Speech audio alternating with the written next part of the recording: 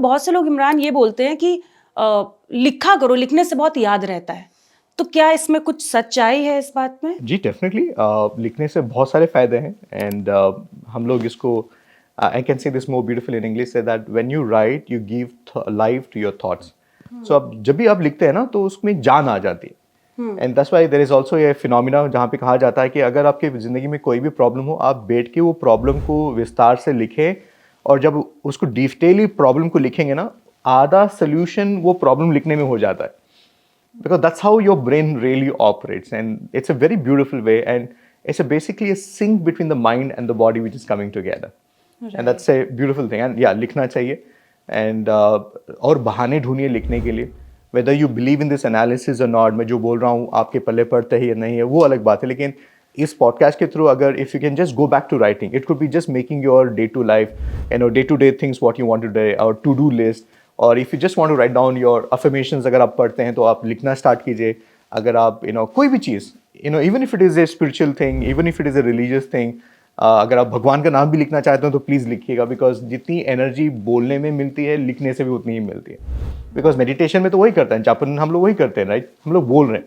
तो जब भगवान का नाम बोलने से भी एनर्जी आती है तो लिखने से भी डेफिनेटली आती है तो उसको लिखना भी चाहिए यानी कि लिखने से आप इमोशनली और मेंटली दोनों तरीके से खुद को रेगुलेट कर सकते हैं। तो मैं अगर इसको और बेहतरीन तरीके से समझाऊं आपका ब्रेन जो है ना दुनिया का सबसे बेहतरीन फार्मेसी इंडस्ट्री है वो अपने आप के लिए इतने सारी चीज़ें तैयार कर लेता है कंट्रोल करने के लिए मैनेज करने के लिए आपको इंटरफेयर करने की ज़रूरत नहीं है the problem right now in our life right now we are trying to interfere in the process our brain knows how to deal with it अगर आपने देखा होगा हम जैसे बड़े हुए अगर हमें बुखार आती थी तो हमें मालूम होता था कि 2-4 दिन लगेगी ठीक होने के लिए तो our parents also is like हो जाएगा बेटा जैसे second day of the fever third day it will be fine but आज का क्या है पेरेंट्स को क्या होता है फीवर पहले दिन आए दूसरे दिन में रेमेडी चाहिए उसका राइट उसमें निकल जाना है that's why we go to the antibiotics immediately right we want to fix that that's why painkillers are so much in fancy right now because we want to immediately get out of it. We don't allow the brain to do the fighting. Yeah, and when somebody is feeling mentally challenged or maybe they are not feeling well दिमाग से या मन से तो उनको क्या करना चाहिए एग्जैक्टली क्या कोई ऐसा तरीका है लिखने का उस पर ध्यान देना चाहिए गुड हैंड राइटिंग पे फोकस करना चाहिए बैड हैंड राइटिंग पे फोकस करना चाहिए कैसे लिखना चाहिए जिससे वो खुद को रेगुलेट कर सके खुद के इमोशनल वेलनेस को रेगुलेट कर सके बेहतरीन वेरी गुड क्वेश्चन तो जब भी आपको लगे कि आप स्ट्रेसफुल सिचुएशंस में हमारे पास उसके 4 लेवल्स होते हैं और जब भी मैं किसी की हैंड राइटिंग देख लेता हूँ मुझे मालूम है कि वो कौन से स्टेज ऑफ स्ट्रेस में है कौन से स्टेज ऑफ मेंटल अटेंशन उनकी ज़रूरत है तो ये सब कर सकते हैं तो दिक्कत आती है जब आप 4th स्टेज में चले जाते हो तो पहली स्टेज शुरुआत करते हैं जहाँ पे आप अपनी हैंड राइटिंग निकालिएगा अभी सिग्नेचर निकालिएगा और पहली चीज़ फाइंड आउट कीजिएगा कहीं पे आप ओवर राइटिंग कर रहे हैं क्या और कहीं पे अगर आप अपना सिग्नेचर भी कर रहे हैं तो जब आप अंडरलाइन करते हैं तो उसके थ्रू क्या होता है एक नाम अपना हाफ कट हो जाता है तो ये सब चीज़ें ध्यान रखनी चाहिए तो इससे क्या होता है माइंडसेट अगर आप अपने माइंड को बेहतरीन करना चाहते हैं तो पहली चीज़ है इसको ओवर राइटिंग ना करें इससे मालूम क्या पता चलता है इससे पता चलता है कि you are very self critical कोई दूसरा आपकी बुराई करे या ना करे आप खुद की अपनी बुराई करने में लग जाते हैं तो कोई दूसरा आपको फीडबैक दे या ना दे आप अपने खुद को फीडबैक लेने लग जाते हैं so can you see that you are taking everybody's input है which is not a healthy thing to do because ये काम आउटसोर्स करना चाहिए बिकॉज दूसरे लोग हमारी बुराई हमेशा करते ही रहते हैं तो हम क्यों उनके साथ पार्टनर करें तो पहली चीज़ है जब भी आप लिखें और गुड और बैड हैंड राइटिंग को साइड में रख देते हैं ओवर राइटिंग ना करें अगर आपसे कोई स्पेल गलती हो गई वो लेटर्स को लिखते हुए कोई बात नहीं उसको इग्नोर करें स्पेस दें आगे बढ़े तो ये इंपॉर्टेंट चीज़ होती है दूसरी चीज़ अगर आप मेंटली बहुत अपने आप को सेल्फ कंट्रोल के प्रोसेस में लेके जाते हैं आपको गुस्सा आ रहा है लेकिन आप उसको रेगुलेट नहीं कर पा रहे हैं आपके पास एक्साइटमेंट है आप उसको रेगुलेट नहीं कर पा रहे हैं तो ये चीज़ें भी हैंड राइटिंग में नज़र आ जाती हैं when you write your letter T when you write your letter Y तो पहली चीज़ है आप लिखना स्टार्ट कीजिएगा दूसरी चीज़ है then you do the something called as guided writing तो इसके लिए हमने किताबें बनाई हुई है मटेरियल बनाया हुआ है जहाँ पे आप गाइडेड वे में लिख सकते हैं कि आपको आज क्या लिखना है दूसरे दिन क्या लिखना है so you are actually going to a transitional level of what is next what is next what is next तो ऐसा नहीं है कि जैसे डॉक्टर्स भी प्रिस्क्राइब करते हैं ना कि आपको ये टैबलेट कितने बार खानी चाहिए और क्या डोजेज में खाना चाहिए। तो सिमिलरली हैंडराइटिंग में भी स्पेसिफिक होता है। तो हमारे पास है ना 6 लेवल की ग्राफोथेरेपी है। हम लोग ये प्रोसेस को ग्राफोथेरेपी बोलते हैं। शुरुआत में जेनरिक ग्राफोथेरेपी होते हैं जो सब लोग कर सकते हैं। तो दूसरे लेवल में स्पेसिफिकली आपके लिए जो चाहिए मैं वही आपको दूंगा। आपको जो फिक्स करना है आपकी हैंडराइटिंग में मैं आपको वो बताऊंगा। So that's how it is gonna be. And Imran, when you are analyzing a handwriting, तो are there any specific alphabets that you are focusing on? कि ये अल्फ़ाबेट इस तरीके से लिखा जा रहा है, इसका मतलब ये है, ये इस तरीके से लिख रहा है तो ये है, कुछ ऐसा फोकस होता है? हाँ, तो अल्फ़ाबेट्स को अगर देखा जाए तो अगर आप इंटरनेट में आई एम श्योर ये पॉडकास्ट के बाद में क्या होगा, लोग जाके सर्च करेंगे हाँ. कि ये लिखने से क्या होता है। हाँ. ना, या ये ना करें, बिकॉज इंटरनेट में ये दिखाया जाता है कि मैच द फॉलोइंग। जैसा आपने मुझे पूछा, अगर आपको वाई ऐसे है तो आप ऐसे होंगे। हाँ. अगर आपका टी ऐसा है तो ऐसा होगा। नहीं, ऐसा नहीं होता है। As a handwriting analyst we look at different aspects of it. जैसे मैंने आपको पहले भी बताया, ये लेटर्स नहीं होता है, ये लाइन्स हैं जो मिलकर आने। बिकॉज आपका जो तरीका है टी लिखने का, जो मेरा तरीका है वाई लिखने का, सब अलग अलग होता है। तो आपका हैंड मूवमेंट जैसा है उस हिसाब से आपकी पर्सनालिटी भी पेपर पे आती है। तो ये मेरे लिए इंपॉर्टेंट होता है। हाँ, हर एक लेटर मायने रखता है, हर एक लाइन मायने रखती है, हर एक डॉट मायने रखता है। तो जिस तरह से आपने सिग्नेचर के नीचे आपने डॉट लिखा हुआ है, एंड में लाइन लिखी हुई है, जैसे आपने लेटर को स्टार्ट किया हुआ है, जैसे आपने लेटर को एंड किया हुआ है, हर एक चीज़ आपके बारे में बताती है। और मैंने एक रील देखी थी इमरान, जिसमें आपने एम्फसाइज किया था वर्ड टी में जी, कि ये एक बहुत इम्पोर्टेंट होता है अल्फ़ाबेट, या ये आपको आपकी सेल्फ स्टीम के बारे में बताता है। इसको थोड़ा सा डिस्क्राइब करिए। Surely please. तो सेल्फ एस्टीम, तो हम लोग जब टी के बारे में बता रहे थे तो मैं आपको फिर से वो समझाना चाहता हूँ, बिकॉज बहुत सारे लोगों को वो रील से फ़ायदा हुआ और बहुत सारे लोगों ने हमें शेयर भी किया कि वो लिख रहे हैं और उनको क्या क्या फ़ायदे हो रहे हैं उसमें। सेल्फ एस्टीम डेफिनेटली अच्छी चीज़ है जो इम्प्रूव हो जाती है। मैं आज आपको टी के बारे में और एक इम्पॉर्टेंट चीज़ बताता हूँ। देखिए, whenever you write your letter T, it's not about fixing your letter T, it's about writing the T the way it is designed to be done. For example, हम लोग बता रहे हैं कि हैंड राइटिंग से आपकी personality change होती है। तो हम लोग ये भी बता रहे हैं कि हैंड राइटिंग चेंज करने से आपकी पर्सनालिटी भी चेंज होती है। तो कैसे? तो अगर मैं आपको दिखाऊं कि अगर आपकी हैंड राइटिंग में अगर आप लेटर टी लिख रहे हैं और इसको अगर आप क्रॉस कर रहे हैं, तो हमारा बेहतरीन तरीका टी लिखने का ये होता है कि जब भी आप लेटर टी लिखें उसको आप ऊपर में लिखें। तो जब आप ऊपर में लिख रहे हैं ना, तो आप क्या कर रहे हैं, आपको लगता है कि आप ये लेटर को ठीक कर रहे हैं, बट एक्चुअली क्या हो रहा है कि ये movement of the fingers impact हो रहे हैं। देखिए, अगर आप earlier if your hand writing movement was here, मैं आपको बोल रहा हूँ आप ये करें। So can you see that this is what you are doing it. So let me just show you more clearly. So what I am looking at doing right now is this. So when you writing your letter T, you are actually putting it on the top. तो अगर आप मेरे finger movements पे ध्यान दें तो can you see that this is shifting. Can you see this here?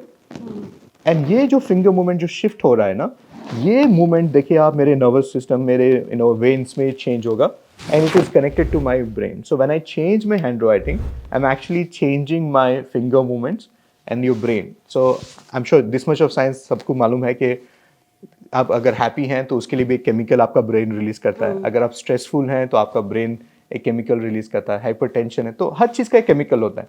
तो हम आपको ये बता रहे हैं कि वो केमिकल को आप रेगुलेट कर सकते हैं हैंड राइटिंग के। बहुत सारे तरीके भी हैं, लेकिन ये सबसे ईजी और फास्टेस्ट वे है। तो मैं आपको लेटर टी के बारे में और एक चीज़ आज मैं बताना चाहता हूँ।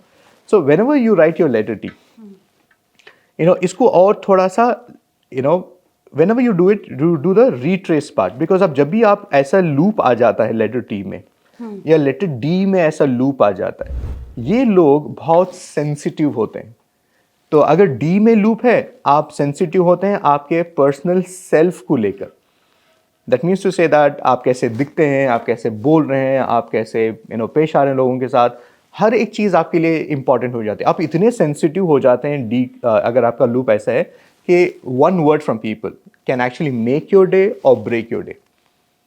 एंड आपकी ज़िंदगी में बहुत सारे ऐसे सिचुएशंस आए हुए हैं जहाँ पे आपने ऐसा डिसीजन ले लिया which was very emotional. Why? It came from the space of being very sensitive about like लोग क्या कहेंगे, including the way you dress up. If I wear this, what colours I am doing it. अगर हम मैं ये colour पहनूंगा तो ये लोग बोलेंगे, तब आपको इम्पैक्ट होगा। एक स्टेज होता है। उसका दूसरा स्टेज ये है कि लोग कुछ कह नहीं रहे, आप सोचने लग जाते हैं और आपकी ज़िंदगी के पूरे सवाल, पूरे डिसीशंस ये सोच में गुजर रहे हैं कि यार ये करूँगा तो बुआ जी क्या बोलेंगे, पापा क्या बोलेंगे, मम्मा क्या बोलेंगे, बॉस क्या बोलेंगे, टीम लीडर, टीम मेंबर्स क्या बोलेंगे। तो हर एक डिसीशन आप उस तरीके से लेके आ रहे हैं। तो जब भी आप लेटर टी लिखेंगे ना, ये चीज़ आपसे ज़रूर होगी कि आपके लूप नज़र आने आएंगे। लूप बोले तो जो स्पेस आती है ना 2 लेटर्स में, वो इंपॉर्टेंट। अगर टी में लूप आ रहा है, ये तो होता है सेल्फ के लिए। अगर टी में लूप आ रहा है, ये आपके आइडियोलॉजी के बारे में बताते हैं, ये आपके फिलॉसफी के बारे में बताता है। What do I mean by ideology and philosophy is that you have your own ideology.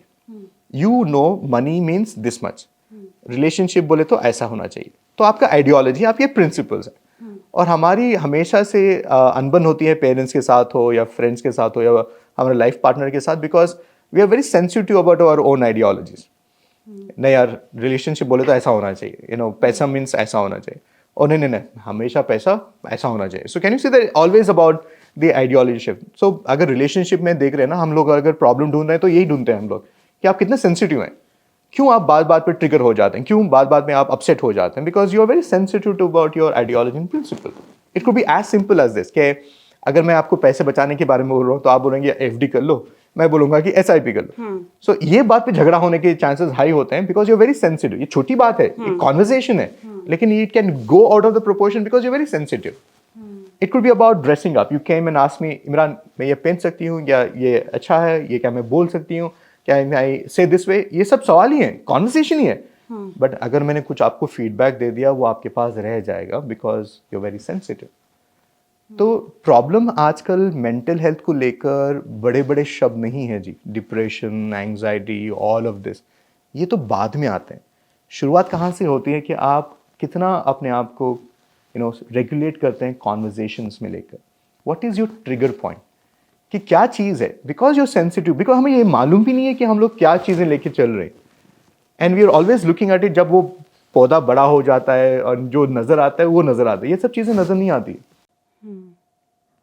Right? Are you able to relate to all of this? I'm saying of that. course. I am lost in the conversation just because of that.